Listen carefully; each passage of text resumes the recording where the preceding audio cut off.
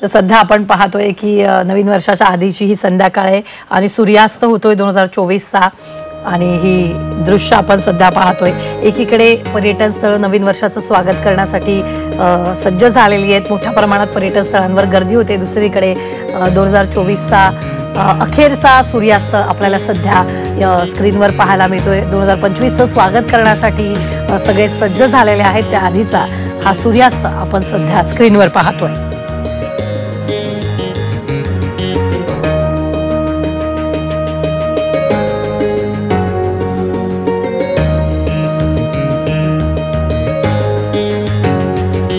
तर कपिल आपले प्रतिनिधी आपल्या बरोबर जोडले गेलेले आहेत आणि योगेश खरे देखील आपल्या सोबत आहे। कपिल, तुमच्याकडे येते सध्या आपण पाहतोय की 2024ची ही अखेरची संध्याकाळ आहे, सूर्यास्त होतोय, काय नेमकं वातावरण आहे?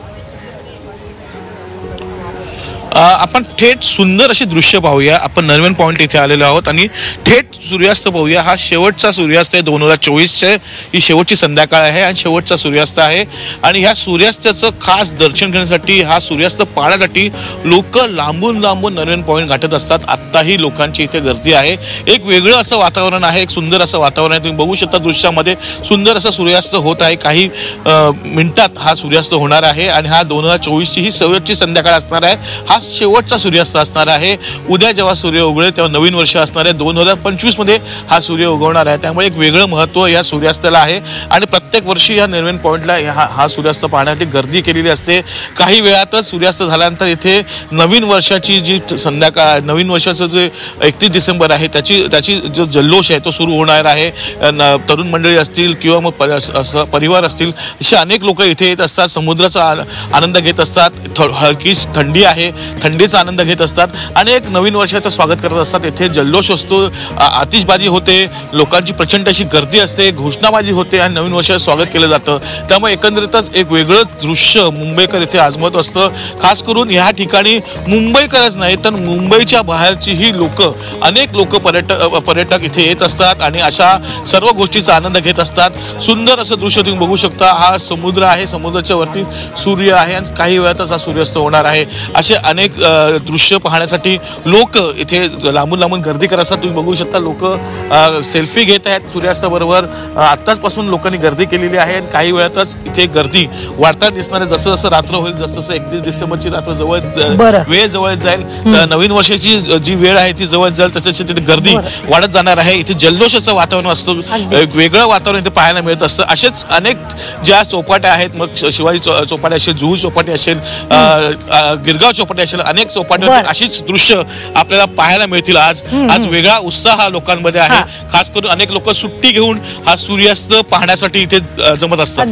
अगदी कपिल, आमच्यासोबत असे जोडून राहा, कारण गंगापूर धरणावरून योगेश खरे देखील आपले प्रतिनिधी आपल्या बरोबर जोडले गेलेले आहेत। योगेश, सध्या आपण पाहिलं की मरीन ड्राईव्हवर सध्या आनंदाचं वातावरण आहे। 2024च्या या अखेरच्या संध्याकाळला सगळेच निरोप देण्यासाठी तयार आहेत। दुसरीकडे तिथं कसं वातावरण आहे?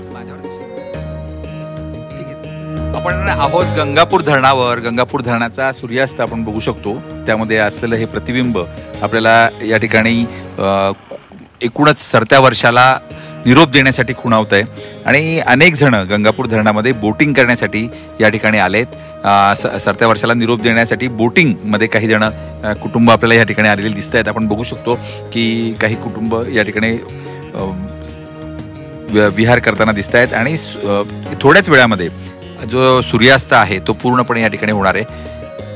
जवळजवळ 4 ते 5 मिनिटांमध्ये आपल्याला पूर्णपणे सूर्यास्त या ठिकाणी झालेला दिसेल। आपल्याला अगदी सूर्याच्या खाली जाता बोट दिसते आहे जाताना आणि ती बोट आपण बघू शकतो।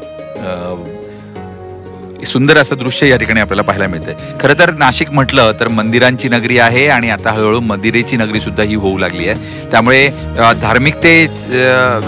धार्मिकतेनं या सरत्या वर्षाला निरोप देण्यासाठी अनेक भाविक हे या नगरीमध्ये आलेले आहेत। त्र्यंबकेश्वर असेल, सप्तशृंगी गड असेल किंवा नाशिकचं काळाराम मंदिर असेल, विविध ठिकाणी हे भाविक या ठिकाणी भेट देत आहेत। आणि दुसऱ्या बाजूला जर आपण बघितलं तर वाईन पर्यटन करण्यासाठी सुद्धा अनेक लोक वेगवेगळ्या वायनरींमध्ये या ठिकाणी आलेले आहेत। इगतपुरीमध्ये, त्याचबरोबर सापुतारा या परिसरामध्ये, वेगवेगळ्या परिसरांमध्ये निसर्ग पर्यटनाचा पण आनंद या ठिकाणी घेत आहेत.